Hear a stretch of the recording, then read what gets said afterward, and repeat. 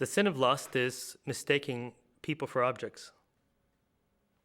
The sin of lust says that I am going to be able to achieve sexual satisfaction with this other person or persons, and I will use them instead of treating them like persons. Probably one of the biggest problems we've got is the objectivization of persons. Lust works two ways. Lust says, I myself may want to be treated as an object because I'm afraid to open up as a person. I'm afraid I won't be loved as a person. So they separate love. You can only love persons. They separate love from sexual acts. That's what lust is. And it can be all-consuming. In pornography, it's surprising how often, and I speak here as men, that we see part of the person. We see genitalia or this or that or secondary sexual characteristics. And that's what transfixes us. There's a big difference between erotic love and lust. Erotic love can be a good thing and a necessary thing. But because it's so strong, it has to be able to be controlled, channeled. You know, the Mississippi River is a wonderful thing to see it rolling by. It's not such a great thing to see it when it bursts the levees, right? So the same thing's true for ourselves. It's powerful, it's deep. You know, it's this surging life force within us, but it better be channeled, or else you've got an enormous array of problems. The church has never said sex is just for procreation. Of course it's not, because when we talk about it in Scripture, it says, and they're not just being, unduly prudish, they're saying, Adam knew Eve. They knew each other. We speak by the body.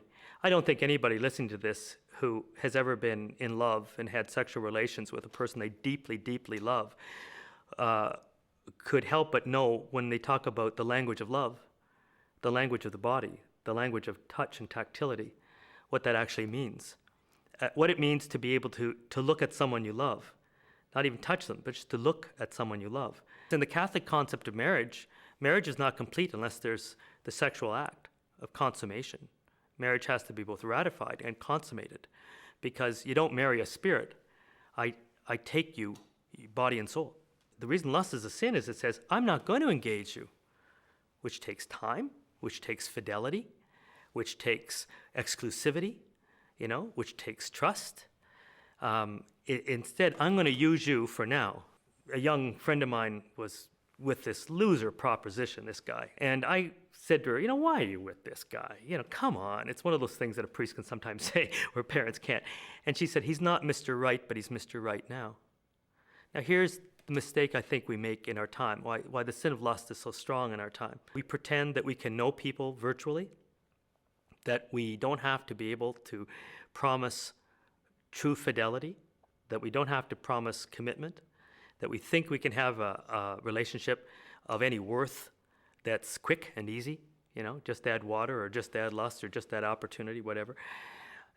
That's totally unrealistic. The reason that we promote chastity, which is the virtue that is counter to lust, is because chastity is the proper exercise of one's sexuality according to your state in life. Infidelity is a huge problem. Adultery, to call it for what it is a huge problem. Infidelity says, I won't invest myself in you, or that you haven't invested yourself in me. I think one of the hardest things to realize is that we are gifts to each other, but not every gift has to be accepted, and gifts can be re-gifted, The hard part is if I really am in love with a person, I'm called to give myself to you totally. And totality is a very hard thing to be able to do, because if I've been hurt before, and who of us hasn't, but if I've been hurt before, it takes a lot of time to trust somebody. Fidelity, faithfulness, fides, means that we have to be able to take it extraordinarily seriously. And you have to be on guard for ways that you are becoming unfaithful. There's a really difficult, and I consider to be an astonishingly sinful thing that's happening, and that is that people don't equate virtual hookups with sexual infidelity. And it should be considered adultery. It isn't just a question of what happens in the bed.